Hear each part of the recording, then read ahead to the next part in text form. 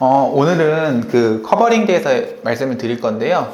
이 지금 커버링 같은 경우는 준비물이 대략적으로 필요한 것들이 이렇게 본드랑 그다음에 요 커버링 테이프의 종류가 총 3가지가 이제 주로 많이 쓰이는 커버링 종류라고 이제 보시면 될 것 같고, 요거 같은 경우는 가장 작게 쓰는 돗자리, 뭐 이제 전등이라든지 수전이라든지 콘센트 같은 경우는 보통 요걸로 이제 진행하면 되고, 그 다음에 이 중짜리, 요거는 보통 중간 창문이라든지 문이라든지 이런 부분들은 거의 중짜리로 많이 마감을 하는데, 딱 정해진 건 아니다 보니까 편하게 그냥 그 상황에 맞게끔 이제 사이즈 보고 그냥 선택하시면 됩니다. 커버링 테이프를 고정시켜 줄 수 있는 마스킹 테이프, 이것도 이제 사이즈가 보통 15mm, 20mm, 25mm까지 다양하게 있는데, 저희는 보통 이제 15mm로 많이 사용을 합니다.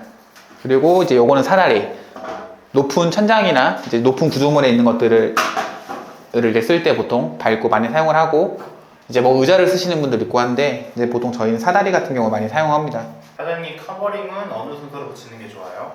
커버링 같은 경우는 천장에서 아래쪽으로 이제 붙이는 게 가장 좋습니다. 그 이유는 바닥을 먼저 치게 되면은 이제 사다리를 같이 밟으면서 뜯기는 경우가 발생하기 때문에 이제 천장부터 밑으로 내려오는 게 이제 가장 순서가 좋다고 생각하시면 됩니다. 초보자가 주의해야 할 고양 작업에서의 실수는 무엇인가요? 일단 사이즈 미스가 있습니다. 보통 이 문 같은 경우는 지금 창이 크기 때문에 대자리가 들어가야 되는데, 이제 뭐 소자리로 친다거나 중자리로 치게 되면은 길이가 짧기 때문에 나중에 손이 더 많이 가게 됩니다. 고양 작업은 왜 하는 거예요? 지금 저희가 그 페인트를 칠하면은 베란다 안에는 구조물들이 되게 많은데, 이게 지금 저희가 바르는 게 아니고 뿜칠 형태로 이제 작업이 되는 거다 보니까 이제 묻지 말아야 될 부분과 묻어야 될 부분들을 구분시켜 주기 위해서 이제 하는 작업이라고 보시면 됩니다.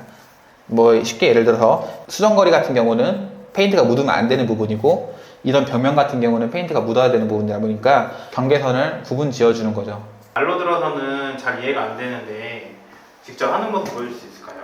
이 지금 구조물 같은 경우는 수정거리인데, 요거를 붙일 때는 이제 주의해야 될 점이, 이렇게 너무 딱 붙여버리면은 작업이 끝나고 나서 이 부분을 떼어내게 되면은 이 부분의 경계선이 애매모호해지기 때문에 여기 약간 간격을 두고 한 1mm, 2mm 정도 간격을 두고 붙여주는 게 좋습니다.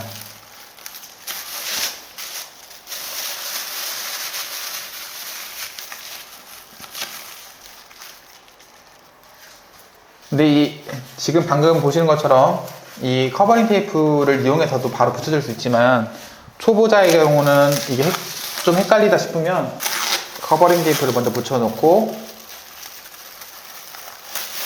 마스킹 테이프를 이용해서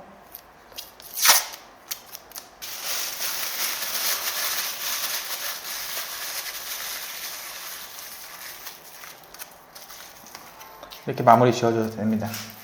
그리고 이제 수전 같은 경우도 이 캡이 너무 가깝게 붙어 있으면은 나중에 페인트 같이 떨어질 우려가 있으니까 좀 돌려가지고 당겨서 보양을 치는 게 좋습니다.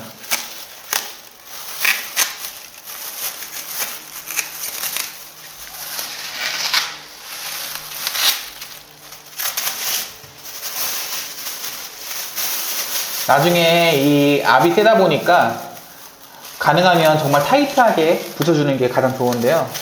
탄성코트 페인트를 뿌릴 때 콤프레셔를 이용해서 강한 압력으로 시공하게 되는데, 이게 나중에 너무 흐물거리면은 페인트를 뿌릴 때 커버링 테이프가 다 떨어질 수 있으니까 최대한 이렇게 밀착해서 작업을 해주시는 게 가장 중요한 포인트입니다.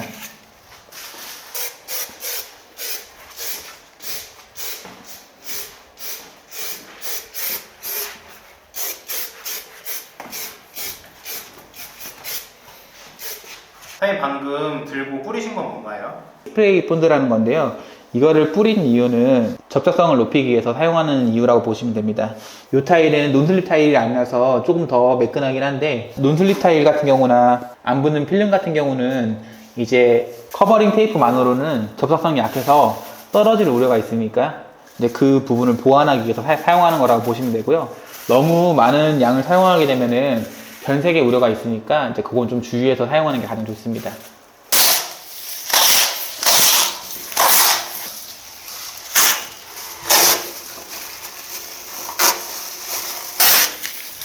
커버링 작업할 때 주의해야 할 점이 있을까요?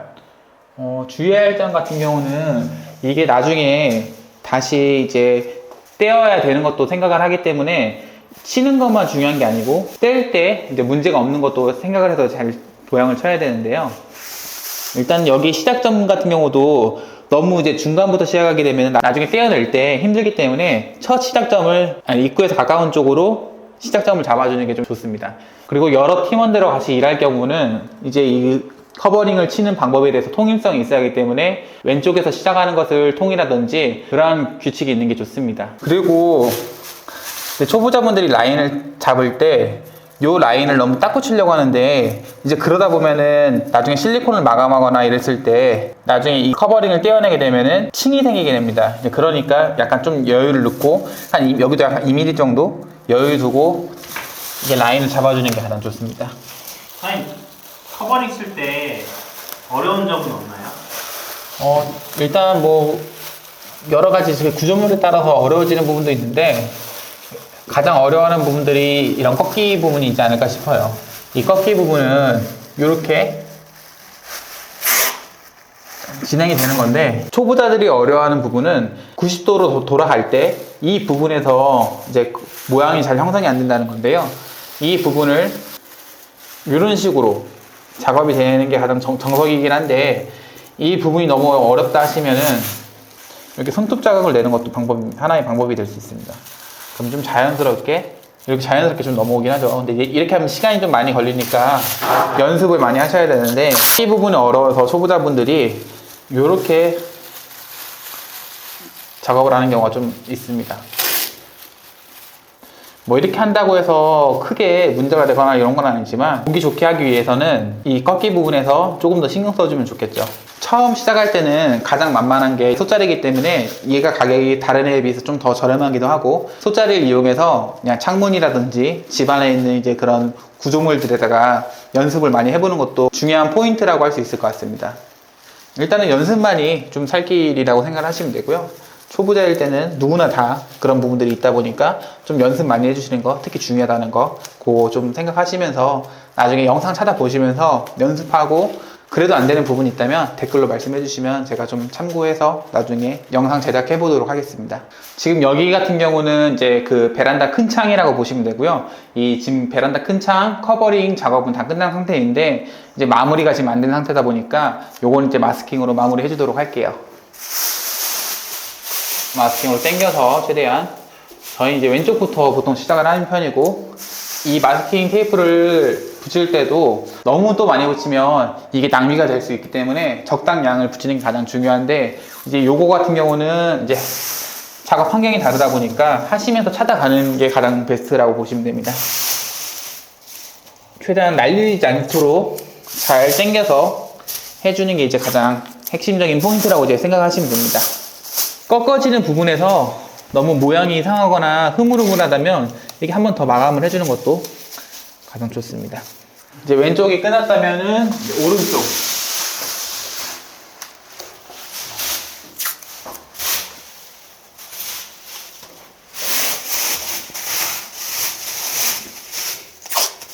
뒤에서 저쪽. 이 모서리 끝부분에서 여기를 잘 이렇게 쳐주셔야 되고요. 여기 가운데도 있지 말고. 큰 사이즈 같은 경우는 이제 커버링 한 번만으로 이제 부족하니까 이제 그 다음에 다시 또 이어서 작업을 해줍니다.